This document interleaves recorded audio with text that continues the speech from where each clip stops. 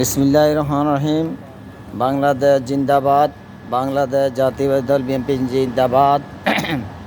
প্রিয় বন্ধুগণ, আমাদের মাননীয় প্রধানমন্ত্রী মালয়েশিয়া সফর করেছেন। ইনশাআল্লাহ মালয়েশিয়া প্রত্যেকটা সফরে সাকসেস হয়েছে।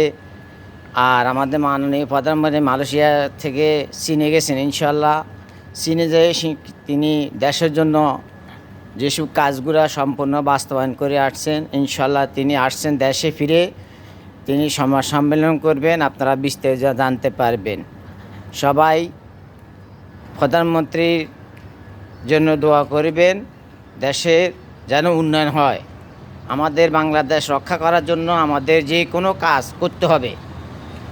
সবাই বাংলাদেশের প্রধানমন্ত্রী সহযোগিতা করবেন, তা সে যেন বাংলাদেশের জন্য ভালো কিছু করতে পারে। ওকে, বাংলাদেশ জিন্দাবাদ।